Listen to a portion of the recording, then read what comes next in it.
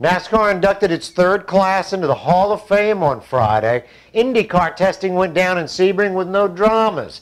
In Formula One, the FIA reversed itself by outlawing the Lotus-pioneered reactive ride height system, and Palm Beach thundered with NHRA testing. I'm Michele Rahal with Motorsports Unplugged and motorsportsunplugged.com. This Monday race report is brought to you by White Cloud Electronic Cigarettes. White Cloud is a class of the field, so if you smoke, you owe it to yourself to try White Cloud as an alternative to tar and cigarette smoke. They work.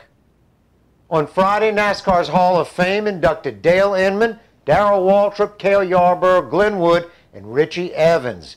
Waltrip took 3 championships and won 84 races. Yarborough won 83 races and 3 consecutive championships. Dale Inman won 8 championships as a crew chief. He's generally considered the first crew chief as we know him today. Glenn Wood of the famed Woods Brothers Racing and the late Richie Evans were also inducted. Evans was killed in a modified race in 1985. In Formula One, it all adds up to me now that Formula One has banned the reactive ride height system over the weekend. Last week, the FIA approved it for Lotus. Ferrari had their system waiting for approval, and Chris Horner from Red Bull said they were in no hurry. Well, that tells me they were one of the biggest screamers to get it outlawed. What does outlawing do to Red Bull? It gives them a real solid advantage for 2012.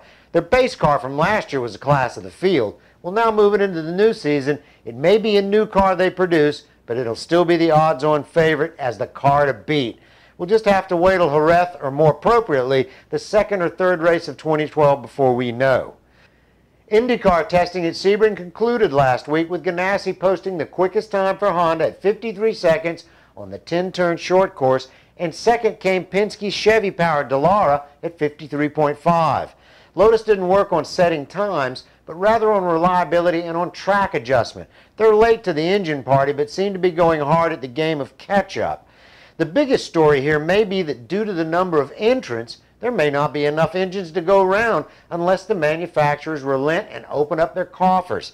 Let's face it, they lose money on supplying engines, but if Honda and Chevrolet can participate in a season that looks like an IndyCar revival, it's to their benefit. Lotus just doesn't have the financial bandwidth right now.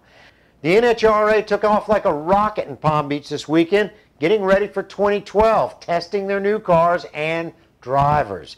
Robert Hight bested the funny car field, and Tony Schumacher took that honor in Top Fuel. The star of the show, Courtney Force, of course. Her father was sweating bullets while the trials went on, but he seemed to be pleased with her progress. She continued doing half runs in order to get used to the over-the-top horsepower of these cars. Finally, rookie driver Khalid Al-Balushi impressed the Kingdom of Qatar with a 324-mile-per-hour run. Drag racing in the Middle East has gotten huge. For Motorsports Unplugged and White Cloud Electronic Cigarettes, I'm Michele Rahal. I'll see you on Wednesday.